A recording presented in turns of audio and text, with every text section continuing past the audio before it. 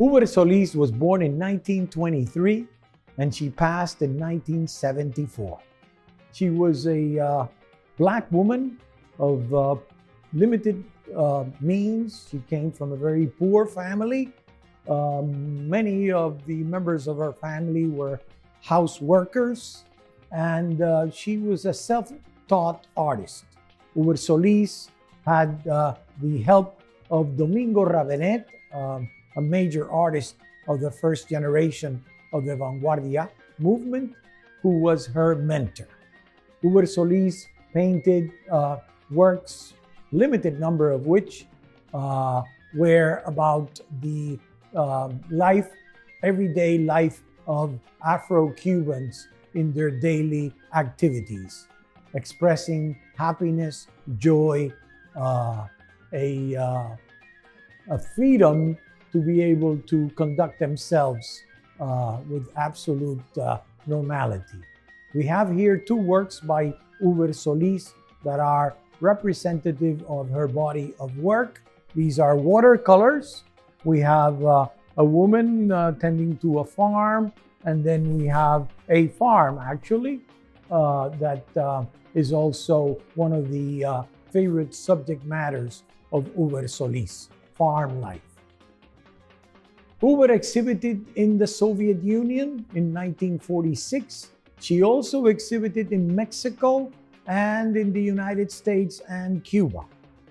She did develop a body of work that had to do with the carnival scenes and also family life. And she was exhibited at the National Museum in Havana on various occasions. After she passed, her family donated over 100 artworks to the Cuban National Museum. Her works are very limited and they're not easy to find. Now we will visit works by another one of the second generation modernist artists in Cuba. This sculpture is the better known and internationally renowned sculptor of Cuba, Agustín Cárdenas. Agustín Cárdenas was born in 1927 and he passed in 2001. He went to San Alejandro Academy in Havana from 1943 to 1949. Cárdenas exhibited immediately after graduating with the group of the 11. As these younger artists of this second generation were known, many of them worked in the abstract movement of Cuban paintings, and Cárdenas, as a surrealist sculptor, was very distinguished even in those early days. Agustín Cárdenas in 1955 is awarded a scholarship by the Cuban government to further his studies and push and promote his career in Europe. And he went to Paris.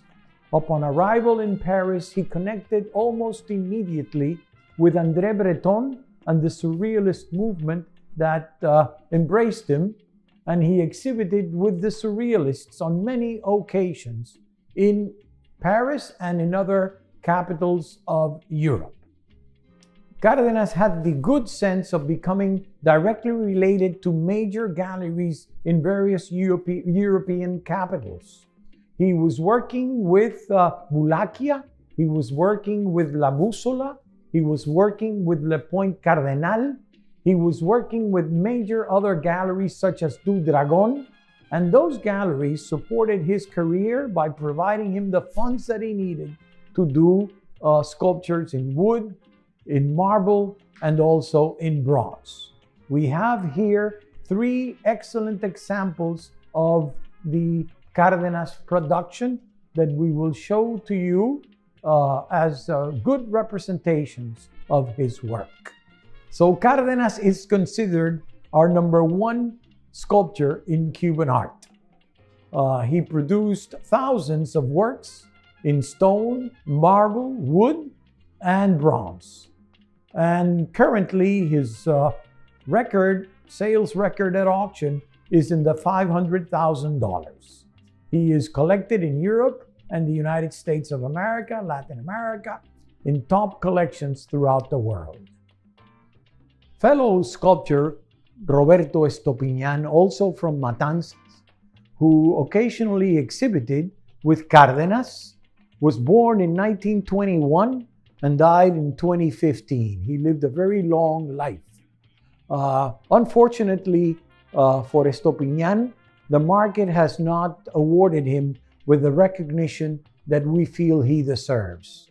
His exquisite draftsmanship, his very careful production of bronzes, marbles, and also works on delicate stones is very well acknowledged, but not rewarded in monetary recognition by the market. Estopiñan was a very old school sculptor, one that would produce one-of-a-kind bronzes and not series. So that is also a thing that we should recognize and applaud for Estopiñan.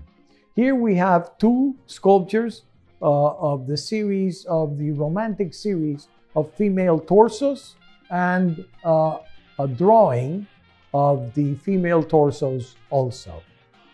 Another Afro-Cuban artist from this second generation of modernists is Guido Llinás. He was born in 1923 and he died in 2005.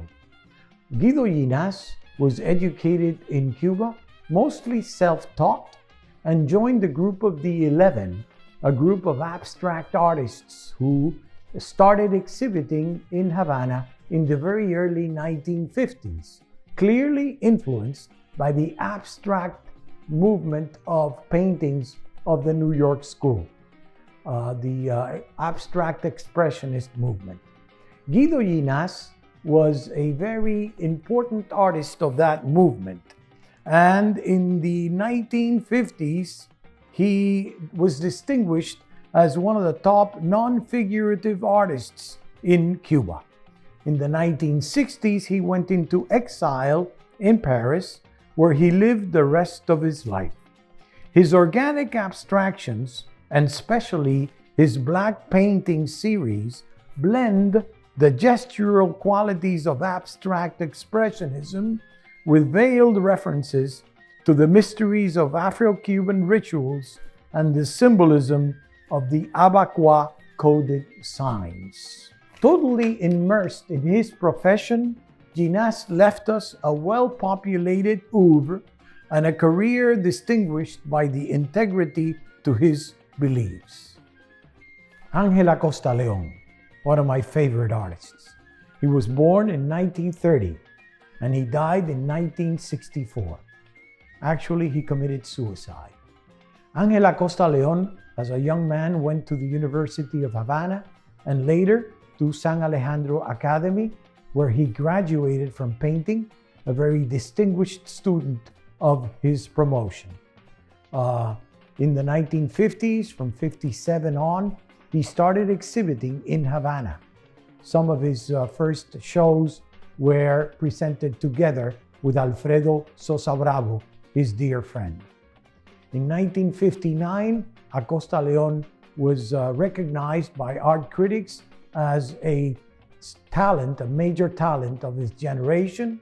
And after his graduation in San Alejandro, he was awarded a scholarship to go to Paris and further his studies. He left Cuba in 1959 to study in Paris, and he lived in Paris until 1964.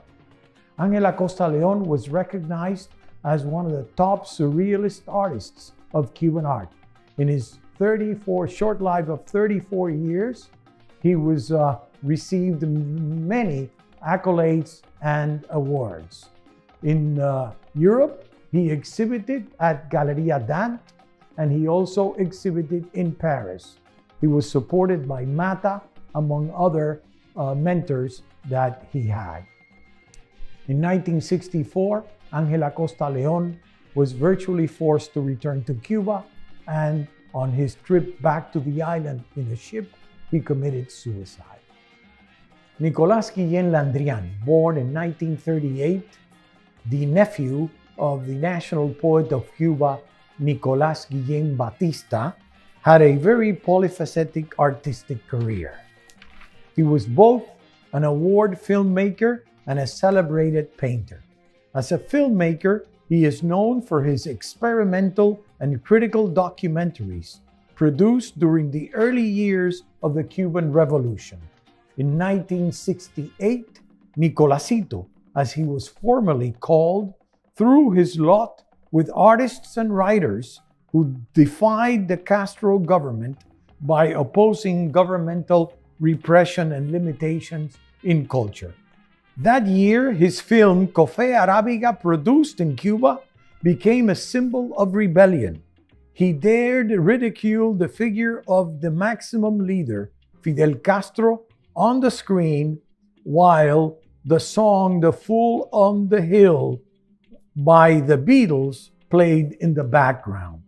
Shortly afterwards, he was expelled from the Cuban Institute of Cinematography.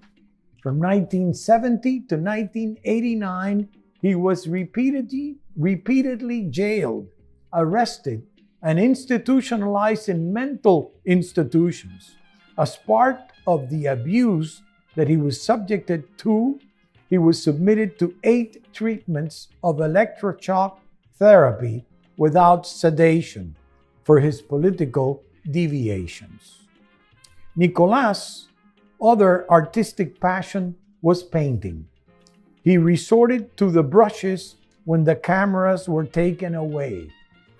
As a painter, he developed a colorful, tropical, and spontaneous expressionistic style that often searched for and attempted to decipher the meaning of facial expressions and absurd scenarios.